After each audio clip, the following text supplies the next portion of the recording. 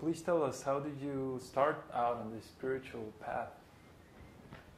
My beginning of actual spiritual path was in late 2004. That's when I had already come to the US for my master's. Before that, I was in college back in India, and I was speculating a little bit because I was very unhappy in college with my life as a student there and academics, and I was wondering what the purpose of life was and what am I doing here, why do I feel so unhappy like that. And so I was speculating a little bit, and then I would read a little philosophy from some well-known philosophers, and most of them were just saying that life is a suffering. And I said, yeah, that makes sense. Yeah, he has a point. And that's pretty much what I thought it was. And then I wasn't really seriously looking into doing anything about it, because there was no solution offered by all these Western philosophers. Life is suffering, okay, I can accept that, I know that, I can feel that. And so the natural reaction to that kind of philosophy is that, well, if it's suffering, then the best we can do is try and have a good time while we're still in this life. Suffer less. And so I came to the US, which is, very materialistic society, and it's very easy to, get material enjoyments. And that's what I was doing. I was in the US for about a year, and sometime in the late 2004, I got in touch with my brother. My brother was already a devotee by then, but me and my brother were not on good terms for several years before that. We didn't get along well as children, and as soon as I went to college and he went to the US, I was very happy. I don't have to see his face again. And then somehow circumstances arranged themselves that my mother came to visit, and so we were all in the same house for a weekend. And my brother took that opportunity to start talking about, not about Krishna or God or spiritual life, but just about our relationship. What can we do about, fixing our relationship? He was the first one to offer a solution that let's make peace. And so in the process of that conversation with him, I began to ask him all these questions about what he's been doing in his life these last 5-6 years that we've barely spoken. And he began to tell me about his spiritual journey, his spiritual life, and Srila Prabhupada and these books.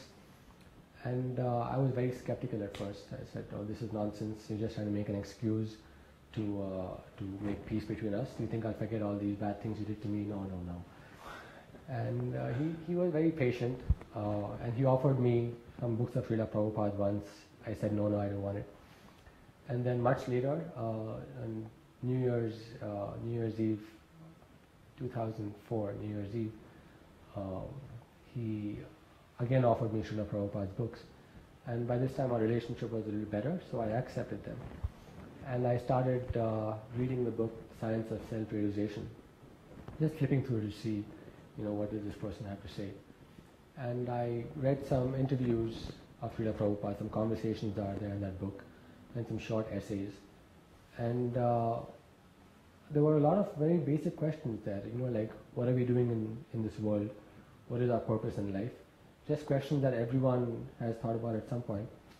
And these are questions that I was speculating on earlier, and I'd come to the conclusion that life is meaningless, it's about suffering. But now I was coming to answers that were firm and clear and crisp and hopeful, that I have a purpose here, that there is something more to life than just coming into existence for a few years and dying, and that I know what to do with my life, because at that time I was very aimless. I was doing my master's in engineering, which I didn't really like. I didn't see the point of doing it, but I was doing it anyway. I didn't know what I should do with life. So suddenly there was this big flash of like, yes, you are here for a reason. You are given this human form of life for a reason. Now use it. So that took hold of me like very quickly. Like within 2 or 3 weeks. For 2 or 3 weeks I argued a lot with my brother. How can this be? What does this mean? This doesn't make sense. That doesn't make sense. This is nonsense. And every time he would come back and crush all my arguments. And after a while I realized that I was arguing just for the sake of arguing, and I was being very stupid. So then I got to a point where I was ready to listen and understand what he was saying or what the books were saying. And I started reading a little bit more, and I read more of the books and the essays. I didn't get to the Bhagavad Gita very much. I was more interested in, I was suddenly very excited about this knowledge, so I was researching the internet for the life of Srila Prabhupada and other stuff.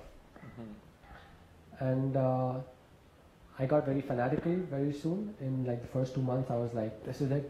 This is the meaning of my life, and I started telling all my roommates about it. And I was fortunate at that time to be living with vegetarian roommates, so I didn't have any trouble giving up meat or alcohol. Giving up alcohol was a little awkward because I was drinking with all these people, and then I had to tell them that no, actually I'm not drinking anymore. So then they were like, why aren't you drinking? And then I had to explain. Are you sick? Yeah, are you sick? Or like, what's wrong with you? Oh, we know this is a passing phase. But all that vanished in about 2 months.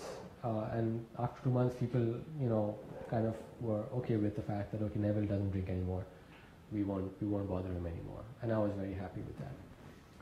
But after that, I didn't have any association. So the intensity of my resolve to do something about, what Srila Prabhupada was telling me, it kind of faded away. And it was always there at the back of my mind that yes, I'm looking at the world now in a different way than I used to look at the world. But was I chanting? No, not really. I was maybe 1 round, 2 rounds every other day.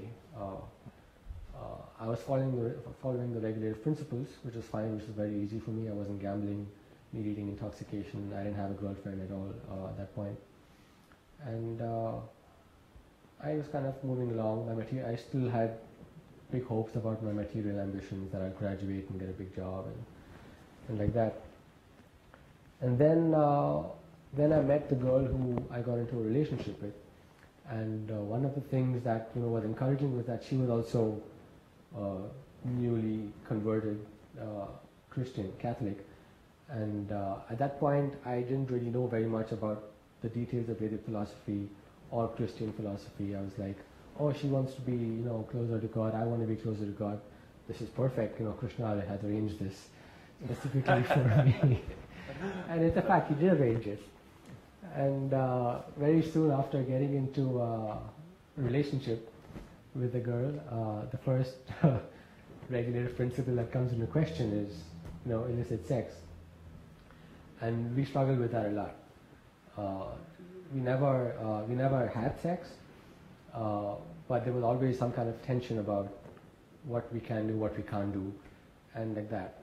And along this path, I started reading up more, because when you're in a relationship with someone of a different faith, you want to know more about your own faith, so that you can either defend it or explain it to your spouse or partner or friends like that. So I started reading more and more, and as I learned more and more, we started growing further and further apart, because there were certain things that she wasn't willing to accept as fundamental philosophy. Something as simple as reincarnation. Because the Christian church doesn't accept it. She felt torn that, well, I've pledged allegiance to the Catholic Church, so if I accept something outside of that, it means I'm being disloyal. So all these politics, right, institutional politics, started coming in the middle of things. And around this time I graduated and I moved to Washington DC, and I got a car, so I was able to go to the ISKCON temple more regularly, like once a week on Sundays, like that. And I got more association of devotees that way, and more kirtan, and just more people to hold me in case I fell back, people to encourage me to stay a devotee. And that's kind of like how my spiritual life picked up. And even then I never really understood how different spiritual life and material life were until I met Babaji on the forums, and just that association constant association where I would ask questions and Babaji would say, do this, do that, and he kept me engaged in a lot of projects. Every time I told Babaji, how can I help, he would give me all this thing to do. And that kept me out of trouble.